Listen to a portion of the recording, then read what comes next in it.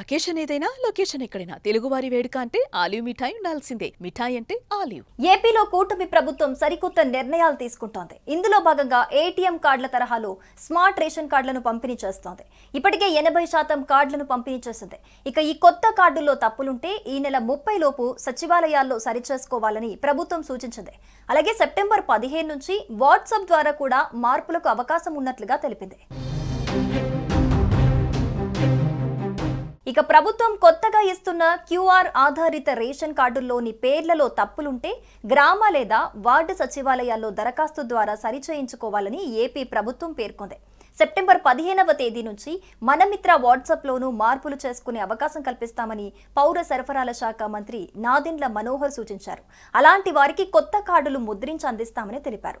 ఇక ఈ కేవైసీ ఆధార్లోని సమాచారం ప్రకారమే కొత్త రేషన్ కార్డులు ముద్రించామని తెలిపారు మంత్రి నాదెండ్ల. 3 నెలలు వరుసగా రేషన్ తీసుకోకుంటే 4వ నెల పంపిణీ నిలిచిపోతుందని, అలాంటి వారు సచివాలయాలకు వెళ్లి కార్డు చూపి యాక్టివ్ చేయించుకోవాలని సూచించారు.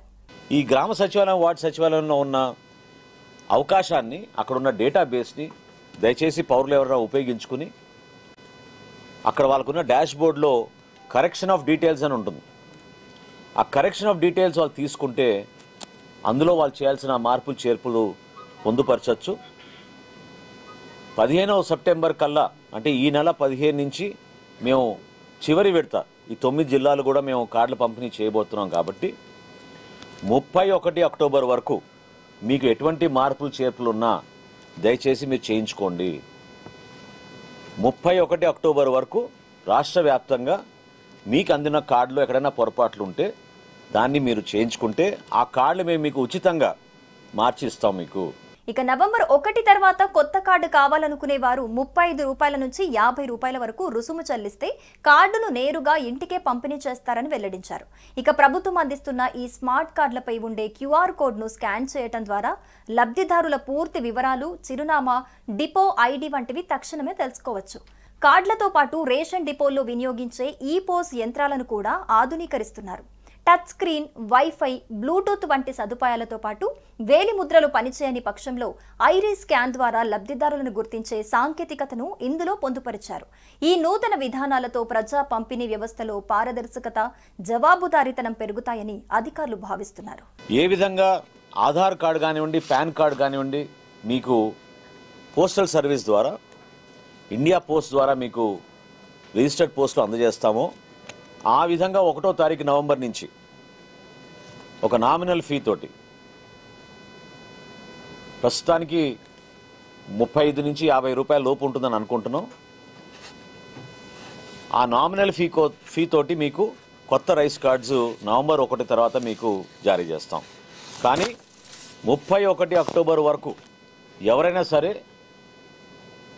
మీరు ఈ అవకాశాన్ని సద్వినియోగం చేసుకోవచ్చు. ఉచితంగా మా కూటమి ప్రభుత్వం గౌరవ ముఖ్యమంత్రి గారు చంద్రబాబు నాయుడు గారి ఆధ్వర్యంలో, అదేవిధంగా ఉప ముఖ్యమంత్రి గారు పవన్ కళ్యాణ్ గారి నాయకత్వంలో మీకు ఉచితంగా ఈ రైస్ కార్డ్స్ అందించే ఈ కార్యక్రమాన్ని, ఈ వెసులుబాటుని అక్టోబర్ 31వ తారీఖు వరకు ఎక్కడ కూడా ఆ కార్డులో ఏమైనా చిన్న చిన్న పొరపాట్లు ఉన్నా కూడా దాన్ని సరిదిద్దుకోవడానికి మీకు ఈ అవకాశం కల్పిస్తున్నాం. దేశంలోనే అత్యధికంగా 96.5% ఈ కేవైసీ పూర్తి చేసిన రాష్ట్రంగా ఆంధ్రప్రదేశ్ నిలిచింది. రేషన్ షాపుల్లో సమస్యలపై క్యూఆర్ కోడ్ స్కాన్ చేసి ఫిర్యాదు చేసే సౌకర్యం కల్పించింది ప్రభుత్వం. వరుసగా 3 నెలలు రేషన్ తీసుకోకుంటే కార్డు తాత్కాలికంగా రద్దు చేస్తామని గతంలోనే కూటమి ప్రభుత్వం తెలిపింది. అయితే నామమాత్రపు రుసుముతో మళ్లీ యాక్టివేట్ చేసుకోవచ్చు. ఇప్పటి వరకు 890 కార్డుల రద్దుకు సంబంధించి దరఖాస్తులు వచ్చాయని, స్థానిక తహసీల్దార్ దీనిపై పరిశీలన చేసిన తర్వాత అర్హత ఉంటే మళ్లీ కార్డులు పునరుద్ధరిస్తామన్నారు. రాష్ట్రంలో 4.42 కోట్ల మందికి ప్రతి నెల రేషన్ను సరఫరా చేస్తున్నామన్నారు.